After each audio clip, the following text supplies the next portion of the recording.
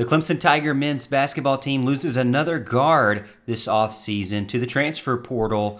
Previously, Nick Honor had left the team to transfer out, and now, as of today, al-Amir Dawes is leaving the team and leaving the Brad Brownell basketball team in a difficult situation in the guard position. In my opinion, you really don't have a true power point guard anymore that has experience on the team.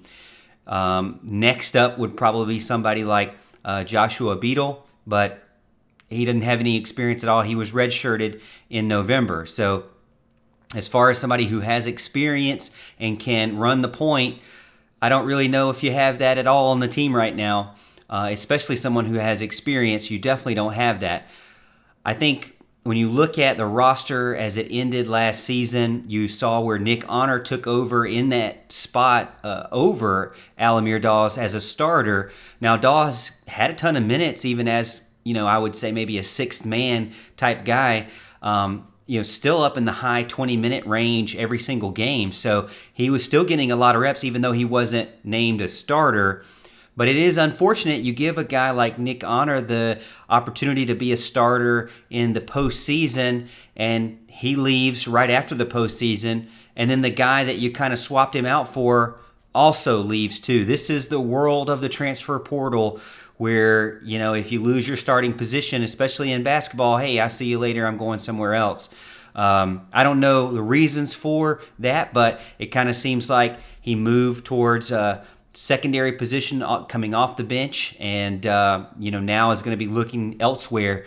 The thing that scares me about college basketball and really college football, any kind of transfer portal in general, is there are a ton of players out there, hundreds of players. I don't even like to even look at the college basketball transfer portal just because there's just too many people. It is so crazy how many players are in the portal for college basketball.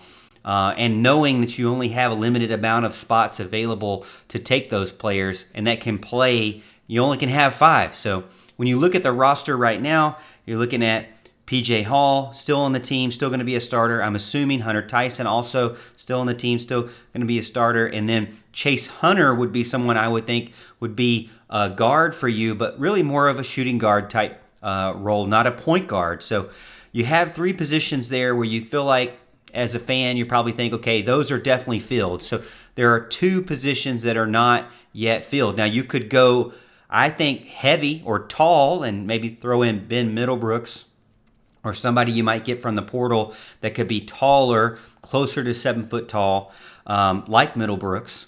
You could also have an entire tall lineup. You could throw in Ian Schifflin in there and that be your 5, and that'd be a very, very big lineup for the Clemson Tigers. But again, I really think, and I think a lot of fans in the forums are saying this too, you really got to go out and you got to get and pull 2 guards from the transfer portal, hopefully 2 guards that are not more one and done types, but maybe that's just the world of college basketball now where there's really no longevity at all. Even with players that are not going to the NBA, there's just really no expectation beyond 1 year. Now, al-Amir Dawes has given the team multiple years and has had opportunities and has been a starter. So I'm assuming he wants to continue to push himself and see where he can go. Not underperforming at all for al-Amir Dawes. When you look at the team as a whole, statistically speaking, he played in 33 games last year. That's tied for the most. That's the total amount of games out there. So he played every single game, and he had 29.7 minutes per game, which was the most on the team. 11.3 points per game, which was second on the team. So he was very high up there in points, minutes, and games played. So I don't really understand it. I feel like maybe he was probably going to be a starter again going into this season and filling that role. And Clemson could have been in a spot to really only need to fill 1 starter position. But now they're looking to fill 2. Could they go, in the portal to get 2 shorter guys, 2 smaller, shiftier guys that can drive the basket and be your point guard type guys? I think they need to get at least one of those. But if it were me, I like the guys that can drive the basket, that can get the fouls, get to the free throws, and make their free throws. And I think that's very valuable in the postseason, along with rebounds, as we saw this year. So I think that if it were me, I'd go right now as Brad Brownell, try to find some of those point guards that are out there in that transfer portal. Hey, let me know what you think in the comments. Do you agree? Who do you think Clemson needs to get? Is there anybody you're looking at in the portal? I mean, there's so many out there, it's hard for me to tell, but is there anybody that you're looking at in the portal that you would like to see Clemson go after? Or do you think they maybe need to just not worry about guards and maybe go to get more forwards? Or let me know what you think in the comments, and don't forget to like this video and subscribe to the YouTube channel.